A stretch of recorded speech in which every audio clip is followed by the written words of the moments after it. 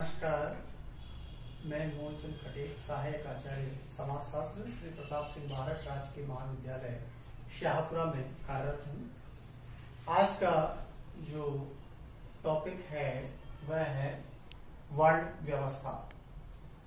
भारतीय संस्कृति की अनेक विशेषताएं हैं, जिसमें प्राचीनता, स्थायित्व, सहिष्णुता, आश्रम व्यवस्था और वर्ण व्यवस्था अर्थात वर्ण व्यवस्था भारतीय संस्कृति की एक प्रमुख विशेषता के रूप में मानी जाती है। वर्ण व्यवस्था के शाब्दिक अर्थ की अगर हम बात करें तो इसमें तीन अर्थ स्पष्ट होते हैं।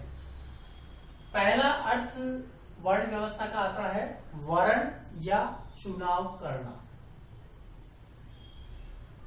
इसका मतलब वर्ण व्यवस्था व्रे धातु से इसकी उत्पत्ति हुई है और जिसका अर्थ है वर्ण या चुनाव करना या व्यवसाय का चयन करना।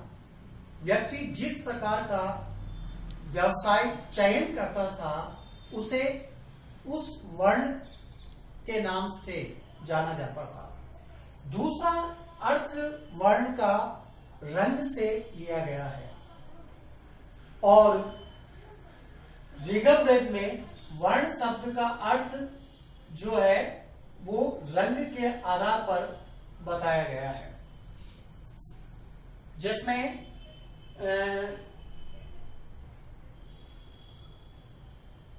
जीएस कुरियन, पीवी काणे और सेनार्ड, इन तीनों विद्वानों ने यह बात कही कि भारत में रंग के आधार पर वर्ण व्यवस्था की स्थिति को जाना जा सकता है।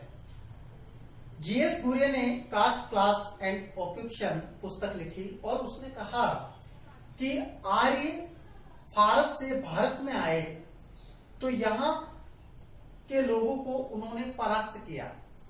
आर्य जो है श्वेत रंग के थे, तो श्वेत और यहाँ के लोगों को जो परास्त किया उनको दास बनाया गया, दस्यु कहा गया, तो वो काले रंग के थे, यानी श्वेत रंग और काले रंग। इसीलिए उन दोनों में अंतर करने के लिए जो है आर्य और दस्यु के बीच अंतर करने के लिए जीएस कुरियन ने कहा वर्ण शब्द इसमें काम में लिया गया। प्रसिद्ध विद्वान पीवी काणे गौर वर्ण को आर्य के रूप में और कृष्ण वर्ण को दास के रूप में बताया गया, जबकि सेनार्ड ने कास्ट इन इंडिया में भी यही कहा, आर्य और दास के बारे में बताया कि यह वर्ण के आधार पर ही है। तीसरी जो वर्ण व्यवस्था के लिए शाब्दिक अर्थ आता है वह है वृत्ति के अनुरूप।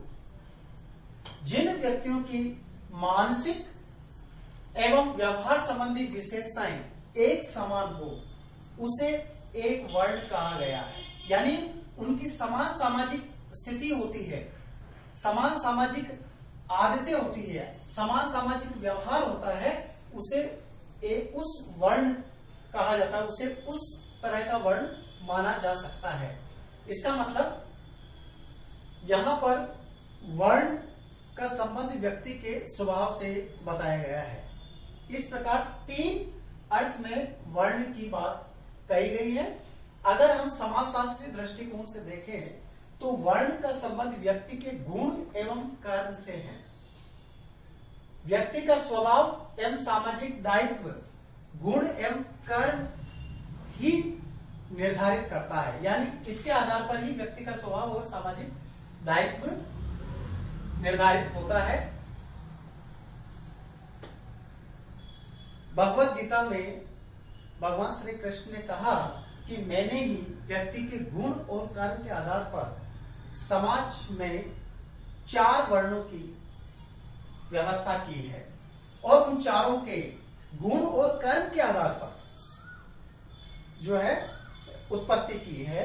यहां वर्ण व्यवस्था की उत्पत्ति के बारे में यदि हम कहें तो सबसे पहली बात ऋग्वेद के पुरुष सूक्त के अनुसार 4 वर्ण की बात आती है। सबसे पहले ब्रह्मा के विराट स्वरूप से वर्ण व्यवस्था की उत्पत्ति हुई है।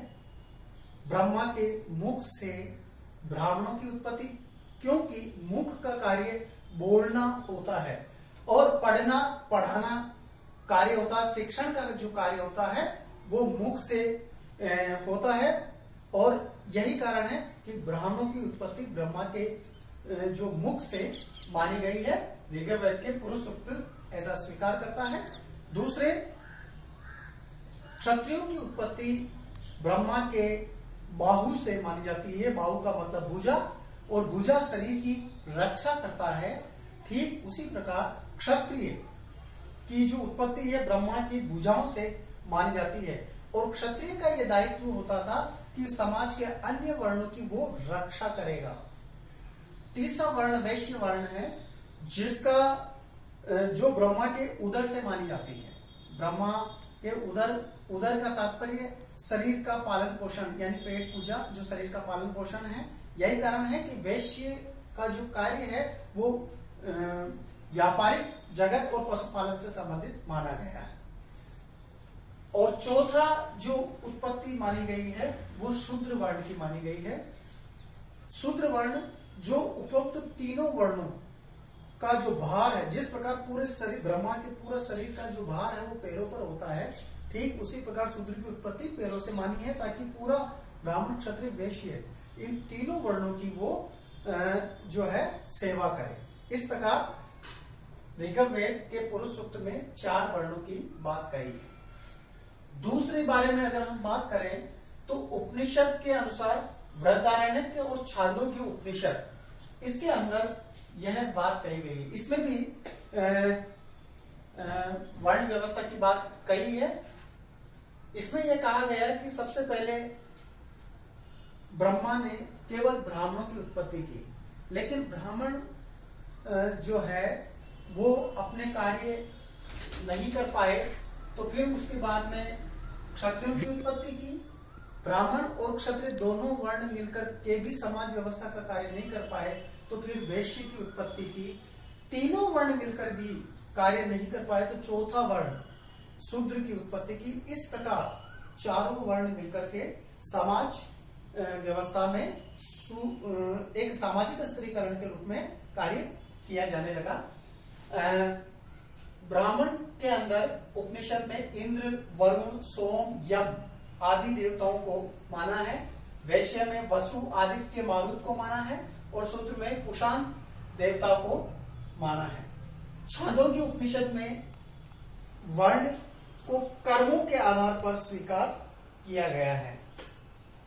तीसरी बात अगर हम माने तो वर्ण व्यवस्था की उत्पत्ति महाभारत के अनुसार जो है उसमें भी 4 भागों में बांटा है, और वो भी ब्राह्मण, क्षत्रिय, वैश्य, शूद्र, यही बात कही थी।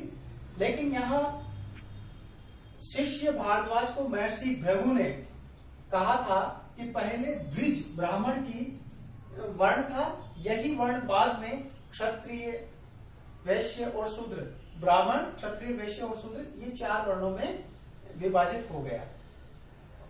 सतोगुण सफेद रंग का, जो कि ब्राह्मण को माने जाने लगा, और क्षत्रिय में लाल रंग, जिसको रजोगुण से माना जाने लगा, और वैश्य जो तमोगुण है, पीला रंग, इसके अंदर माने जाने लगा। इस प्रकार से जो रंग के आधार पर यह बात कही गई है। लेकिन कहीं न कहीं यह बात आती है कि व्यक्ति को जन्म या कर्म, इन दोनों के आधार पर वर्ण व्यवस्था की उत्पत्ति हुई है या नहीं। कई विद्वानों ने अपनी बात इस पर रखी है, जिसमें राधा कृष्ण ने भी अपनी बात रखी है।